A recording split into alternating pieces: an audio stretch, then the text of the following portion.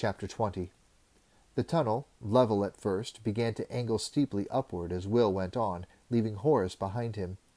The walls and floor showed evidence of the Celts' picks and drills as they had torn and gouged at the rock to widen the path. Will guessed that the original narrow tunnel had been nothing more than a natural fault in the rock, a mere crevice. But as he went on, he saw how much it had been widened, until there was room for 4 or 5 men to walk abreast. And still it climbed up into the heart of the mountains. A circle of light showed the end of the tunnel. He estimated that he'd traveled maybe 300 meters in total, and the end was another 40 away. The light he could see seemed to be stronger than simple moonlight, and, as he carefully emerged from the tunnel, he saw why. Here the hills separated, forming a large valley about 200 meters across and half a kilometer long. To one side the moonlight showed him massive wooden structures leading up to the higher reaches of the plateau. Staircases, he realized, after a few moments' study. The floor of the valley was lit with campfires, and there were hundreds of figures moving in the flickering orange light. Will guessed that this would be the assembly area for Morgoth's army. At the moment, it was where the wargels kept their Celt prisoners at night. He paused, trying to form a picture of the overall situation. The plateau that formed the greater part of Morgoth's domain was still at least 50 meters above this point, but the staircases and the less formidable slopes of the surrounding hills would provide relatively easy access down to this valley. The valley itself must be some 30 meters above the level where the bridge stood. The sloping tunnel would take troops down to the bridge from here. Once again Halt's words echoed in his ear. Nowhere is really impassable. He moved to the left of the tunnel mouth and found cover in a jumble of rocks and boulders while he took stock of the situation. There was a rough stockade in the center of the valley. Inside the wooden fencing he could see a large number of small fires, each with a group of figures seated or sprawled around it. This was the prisoners' compound, he guessed. Large fires outside the compound marked the places where the wargels were camped. He could see the hulking, shambling forms clearly against the firelight as they moved around. Yet there was one fire close to him that seemed different. The figures seemed more upright, more humanoid in the way they stood and carried themselves. Curiously, he worked his way closer to it, sliding through the night with barely a sound, moving quickly from one patch of cover to the next, until he was just at the outer ring of light thrown by the fire, a spot where he knew the darkness, by contrast, would seem more intense to those sitting around the fire. There was a haunch of some kind of meat roasting slowly over the fire, and the smell of it set his mouth watering. He had been traveling for days on cold rations, and the meat filled the air with a delicious fragrance. He felt his stomach begin to rumble, and fear stabbed through him. It would be unthinkably bad luck to be betrayed by a rumbling stomach, he thought. The fear did the trick, killing his appetite. His digestion more or less under control, he edged his face around the boulder, low to the ground, to get a better look at the figures eating by the fire. As he did so, one of them leaned forward to slice off a chunk of the meat, juggling the hot, greasy food with his hand as he took it. The movement let the firelight shine clearly on him, and Will could see that these were not wargels. From the rough sheepskin vests, woolen leggings bound with tapes, and heavy seal fur boots, he recognized them as Scandians. Further away showed him their horned helmets, round wooden shields, and battle-axes piled to one side of the campsite. He wondered what they were doing here, so far from the ocean. The man who had moved finished his meat, and wiped his hands on his sheepskin vest.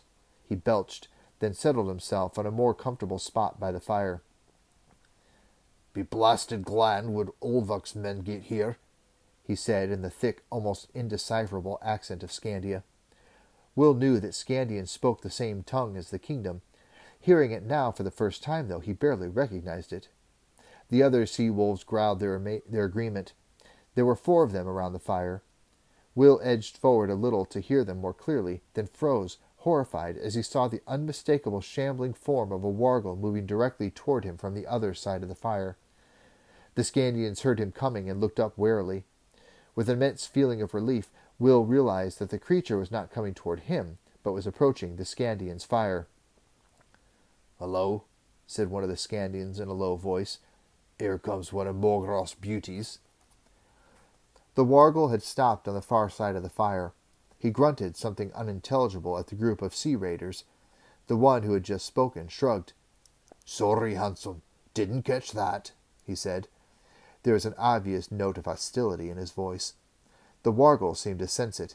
He repeated his statement, growing angry now. Again the circle of Scandian warriors shrugged at him. The wargle grunted again, growing angrier by the minute. He gestured at the meat hanging over the fire, then at himself. He shouted at the Scandians now, making eating gestures. "Ugly brute wants our venison," said one of the Scandians. There was a low growl of dissent from the group. "Let him catch his own," said the first man. The wargle stepped inside the circle now. He had stopped shouting. He simply pointed at the meat, then turned his red, glaring eyes on the speaker. Somehow the silence was more menacing than his shouting had been. "Careful, Eric," warned one of the Scandians. "We're outnumbered here at the moment." Eric scowled at the wargle for a second, then seemed to realize the wisdom of his friend's voice. He gestured angrily at the meat. "Go on, take it," he said curtly. The wargle stepped forward and snatched the wooden spit from the fire, taking a huge bite at the meat and tearing a large chunk loose. Even from where he was laying, scarcely daring to breathe, Will could see the ugly light of triumph in the red animal eyes. Then the wargle turned abruptly and bounded out of the circle, forcing several of the Scandians to move hurriedly aside to avoid being trampled on. They heard his guttural laugh as he faded into the darkness. "Blasted things give me the heebies," muttered Eric. "Don't know why we have to do anything with them." "'Cause Horth doesn't trust Morgoth," one of the others told him. "If we're not along, those blasted bear men will keep all the plunder for themselves, and we'll get the hard fighting at the plains of Uthal." "And hard marching, too," put in another. "Wouldn't be any fun with horsemen either, working their way around Thorn-Tree Forest to take the enemy in the rear. It's rough going, all right." Will frowned as he heard that. Obviously Morgoth and Horth, who Will assumed was a Scandian war leader, were planning another treacherous surprise for the kingdom's forces. He tried to picture a map of the countryside around the plains of Uthal, but his memory was sketchy. He wished he'd paid more attention to the geography lessons Halt had taught him. Why is geography so important? He remembered asking his teacher. Because maps are important, and if you want to know where your enemy is and where he's going. Had been the reply. Glumly, Will realized how right he had been. Halt had shaken his head at him then, in a mock-serious way that he had. Suddenly, thinking of his wise and capable teacher, Will felt very lonely and more than a little out of his depth. "Anyway," Eric was saying, "things will be different when Olvak's men get here, although they seem to be taking their blasted time about it." "Relax," said the other speaker. "It'll take a few days to get 500 men up them soft cliffs. Think of how long it took us." "Yeah," said another. "But we were blazing a trail, and all they have to do is follow it." "Well, they can't get here too soon for me," said Eric, rising and stretching. "I'm for sleep, lads, just as soon as I've done the necessities." "Well, don't do 'em by the fire," said one of the others irritably. "Go up behind them rocks there." Horrified, Will realized that the Scandian had gestured toward the rocks where he was hiding, and now Eric, laughing at the other man, was turning and heading this way. It was definitely time to go. He scuttled backward a few meters, then crawling rapidly on his stomach, he used all of his training and natural skill to blend in with the available cover. He'd gone perhaps 20 meters when he heard a splashing sound from the spot where he'd been eavesdropping. Then he heard a contented sigh, and looking back, saw the shaggy-haired form of Eric silhouetted against the glow of the 100 or so campfires in the valley. Realizing that the Scandian was intent on what he was doing, Will slipped through the darkness and back into the tunnel.